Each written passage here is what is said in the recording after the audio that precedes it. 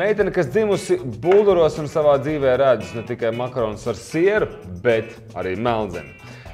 Šobrīd viņa mitinās Rīgā, viņai patīk muzicēt. Viņa uzskata, ka mūzika ir prāta rotaļa. Tāpat laikā viņa prot fotografēt, filmēt, animēt un vēl daudz citas brīnišķīgas lietas. Divos vārdos – Katrīna Kauļuka. Katrīna, sveika un vesela! Sveiks!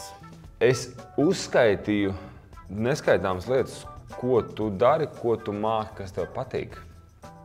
Kā vienā trauslā būtnē var satilpt tik daudz intereses? Vienkārši darot. Man ir vienkārši, es daru tā, pamatskolā mums arī bija tā, ka mums katru gadu mainījās dažādas tās lekcijas, stundas, kad ir stīklapstrāde, ādas apstrāde, un mēs vienkārši, man tā ir sanācis, ka es varu izpētīt ļoti daudz un plaši, ko es varu darīt. Ka, piemēram, es tur gāju daļslidošanā bērnībā, pēc tam gāju daļlēkšanā un lēcu 10 metriem. Un tādā veidā es vienkārši, ka man patīk, mani atbalsta mani vecāki, tāpēc viņi man palīdz iekortelēties kaut kur un paskatīties, kā man patīk vai nepatīk. Un tā arī notiek, un viss. Es gribu un es daru. Viss? Un tev sanāk? Ko tu dari reizēs, kad nesanāk? Tu cīnies tā? Vēlreiz. Dari vēlreiz? Es vienkārši daru, kamēr man izskatās tā, kā man patīk. Varbūt citiem nepatīk, bet ar to es nevaru viņiem palīdzēt. Man ļoti patika, kā tu pazīstīs, ka mūzika ir rotaļa. Es kaut ko tik skaisti ļoti nebiju tādā salīdzinājumā lasījis un dzirdējis. Izcili, manuprāt. Kā tu nonāci pie formulām, ka mūzika ir rotaļa, prāta rotaļa? Pēdējā laikā ir ļoti populāri arī sev teikt visādas afirmācijas un tā tālāk. Un mēs zinām to, ka vārdi un vispār tas, ko mēs sakam, ļoti būtiski ietekmē vispār visu.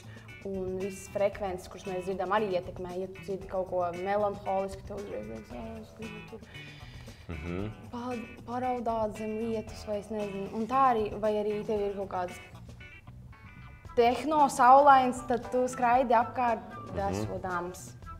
Un tā, es domāju. Kas ir tas mūzikas stils, kas tev aizrauja visvairāk? Kur deg tavs sirds?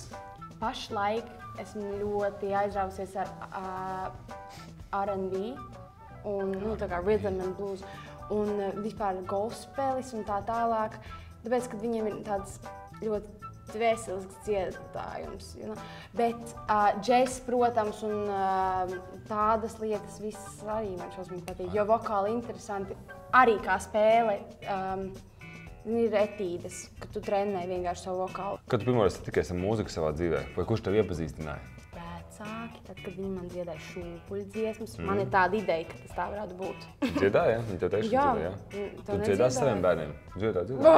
Es jau dziedu visiem tās šūpuļu dziesmas. Tā kā nav neviens cilvēks, kam man liekas, kas neesmu nodziedāju. Pie tiem, kuriem es neguļu, tikai tie nav vēl tikuši pie manām šūpuļu dziesmām. Bet, protams, tev nedziedāja? Dziedāja. Kāda tev ir šūpuļu dziesma, kas tev pašai patīk? Man ir vismīļākā šūpuļu dziesma man ir krievu valodā.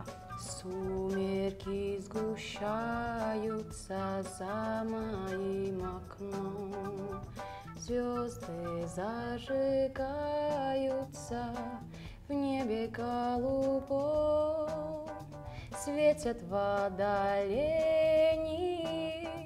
огоньки силения, ветерок доносит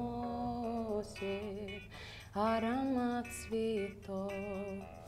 Un ir vienkārši ideāli, tāpēc, ka mans tētis dzied savu zemo balsi, un tad manas māsas kaut kur apsēžas tur un iemieg, un tad mamma dzied otro balsi, vai arī es dziedu otro balsi, un tas trešo, un mēs daudz balsīgi dziedam, tas ir viss skaistāk. Wow. Bet pēdējā laikā man ļoti patīk pārveidot dziesmas no mažoriem, no visām tādām foršām, jautrām melodijām uz minoru. Un pēdējā, kur mēs tagad arī... Iedod vienu piemēru. Jā. Tad, zini, Aijā žužu. Aijā žužu lāčā bērni. Un tagad mēs ar kursa biedreni dziedam tādu versiju. Aijā žužu lāčā bērni. Aijā žužu. Pekainami kājiņami žužu. Tieši bija nesen Halloween. Jā. Uz ķekatām Es domāju, vai es aizmigtu dzirdot šādā Jā. X faktors. Šodien mierīgi dzīvot dzīvi, bet tev vajadzēja X faktoru. Kāpēc? Man ir pašai, tātad pirmo reizi man sākumā, tas bija arī kā joks, vai ne? Mēs ar draudzenēm, būs X faktors, vai es pieteikšos, jo man patīk dziedāt, un tas būtu baigi labi. Un es tagad, es to pirmo reizi nodziedu, tur buselim visu, un es vienkārši sapratu, ka man šausmīgi patīk. Un es domāju, nē, viss man nepaņem, ko es tur ņemšos, pati varēšu dziedāt kaut ko. Bet tagad pagāja tas laiks, kaut kā 2 gadi, man liekas, pagāja. Un es vienkārši atcerējos, cik tas bija forši tusiņš, filmēties un dziedāt un ņemties. Un es vienkārši sapratu, ka man šausmīgi gribas. Es pateicu visiem, es piesakos. Mamma tāda. Nē, nav tā, ka viņi man neatbalsta. Viņi vienkārši domā, kas tas ir? Ko tu tur darīsi? Cik jautri tev būs, vai cik priecīgi tev būs, kad tu vinnēsi X faktoru un iegūsi 10 000? Ko tu darīsi tajā brīdī?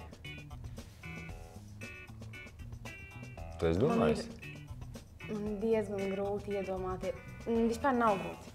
Es zinu, ko man vajag vijoli. Man vajag vijoli, jo man nav. Man nav 4/4. Varbūt kāds man grib atsūtīt. Meklē sponsoru. Atsūtīsiet man. Par finanšu pratību. Tu nāki naudu skaitīt. Tādā izpratnē, ikdienas rutīnās, kas ir tavs. Vai tev pietiek, vai tev paliek pāri, vai kā ir? Pagaidām es dzīvoju tieši tā robežā. Cik man ir, tik es arī uz to arī dzīvoju. Nav tā, ja vajag, kaut kā parasti, ja vajag kaut kur, tad viņi parādās. Sarunas noslēgumā, ko tu novēlētu saviem skatuves partneriem, kolēģiem, draugiem, radiem, kaimiņiem, visiem labajiem Latvijas ļautiņiem? Es novēlu jums visiem būt nenormāliem. Esam maz ruciņu kuku. Šitā būs diezgan labi. Mēs visi vienkārši jutīsimies 100 reizes labāk. Pat ja visi ir kuku, viņiem jādod balss ir par tevi? Visi ir kuku, visiem ir jādod par mani. Es dodu par jums, un jūs dodat man kuku. Daram kuku visi kopā!